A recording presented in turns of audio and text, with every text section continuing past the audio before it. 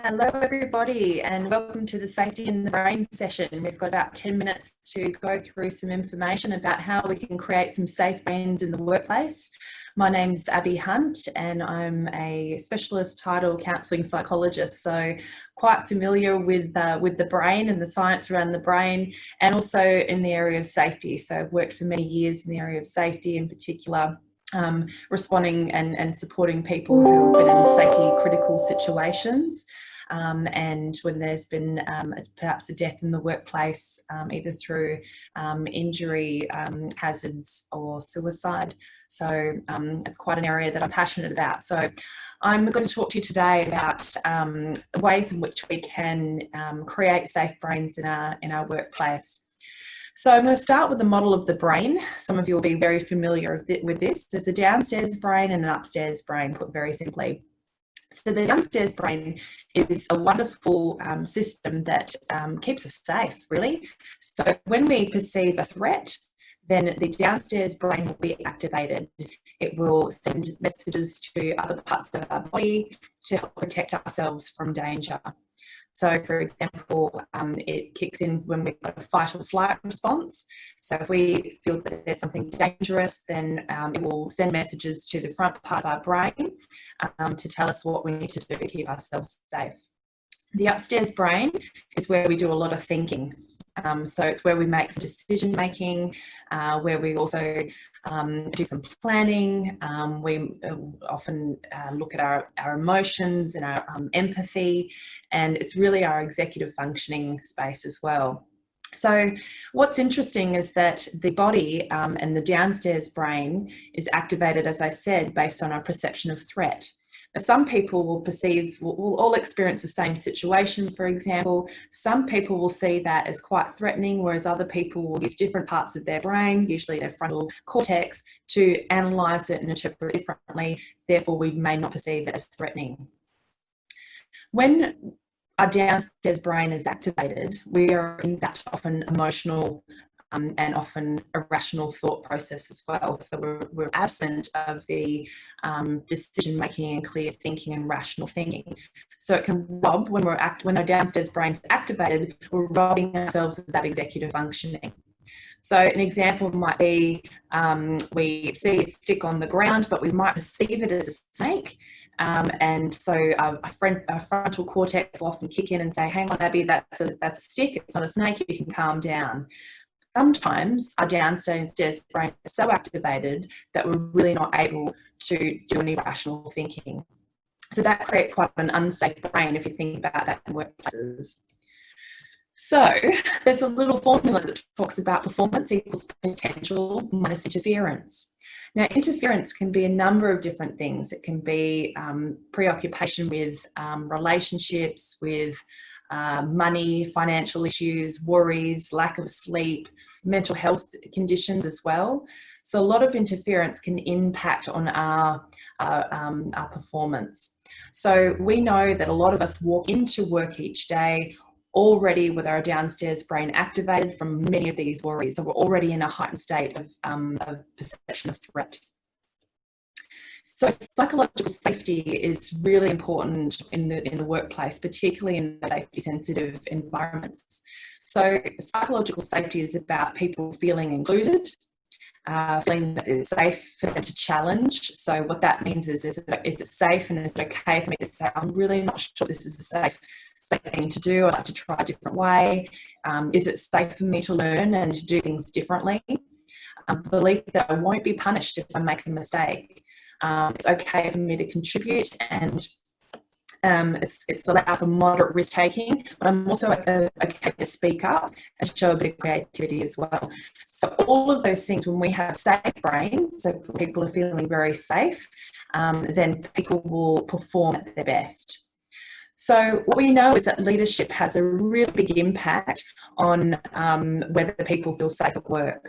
Now, ISA is one of the ISA 360 is the integral safety assessment that we use to really look at 4 intentional states of leaders.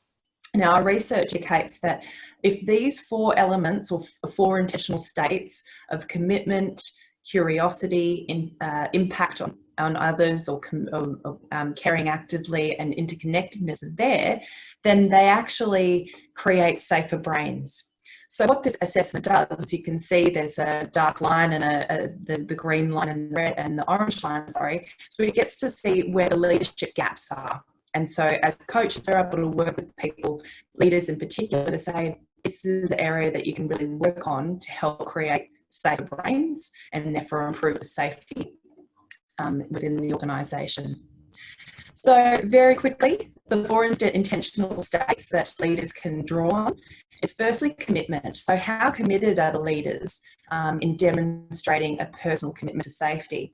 So for example, I might be a leader who says, I really value safety, but if there's if push comes to shove and production is king, then I might find myself pushing production over safety. Someone who has a very strong commitment to safety, that value doesn't waver. So I'm very clear that if we're short-staffed or if we're under a tight time constraint, I will still put safety above production. So it shows up, that level of commitment shows up in my behaviours and my language and how I support my staff as well. Curiosity is another element that's very important for leaders to demonstrate. And curiosity is about the leader listening to understand. So a leader really trying to understand by asking questions. So if something goes wrong, or if there's a safety incident, or even before that, hopefully, it's the leader who's got a listening ear, who's using listening tours to say, all right, this is really an area in which we need to ask more questions and be able, sorry, I've just got a note saying the sound is very poor. And so I really want to apologise about that. I'm sorry, I'm not really sure what I can do. I'll try and speak louder perhaps. Excuse me. So caring actively is the 3rd intentional state. And most leaders can say, I genuinely care about the people that I work with, but it doesn't always show through my behaviours. So I might show I genuinely care by taking time for people, making some changes that have been suggested, through listening, etc. And finally, interconnectedness. So interconnectedness is about how the leader optimises both those personal and process safety at an individual and an organisational level to ensure everyone works safely. What that really means is, if I find a learning in the organisation, something that's not safe in one area, am I making sure that that is transferred and translated to other areas of the business so that everyone is kept safe, for example? So I might learn in one area that there's a hazard. We might provide a really good fix for that. We might have saved many people's lives and don't even realise it. But I don't stop as a leader until I make sure that information, that fix is done across the site and across the organisation. So as I was saying, I won't go through all of these now due to time, but these areas are 4 intentional states. When we do them well as leaders, what they do is they actually create safer brains within the workplace, because it creates a psychological safety. If I know as an employee that I'm going to be heard, that it's safe for me to speak up, that I won't be blamed, that my leaders are actually interested in thoughts and ideas that I have and ways to improve the situation. I also feel that if I'm not okay, that it's okay for me to raise that and I won't be criticised or scrutinised for that. And that I know that if I raise an issue, I could potentially be keeping others safe, then that's a wonderful thing. So the question to ask yourselves in this last minute is, how will I go at creating some safe brains? One, where is my brain at the moment? Am I in that downstairs brain or am I in that upstairs brain? The downstairs brain, as I say, it serves a purpose. It keeps us safe. However, sometimes when we're too much in that fight-flight state, we can find ourselves making lots of errors. If we're too preoccupied with things, we need to find a way of actually coping and finding a way of talking that through with other people. So I wish you luck, and I hope that that's been a very quick but helpful talk on the brain and some intentional states that you can look at to keep you safe. So all the best, and I apologise for the sound quality. and hope you were able to get a few things out of it.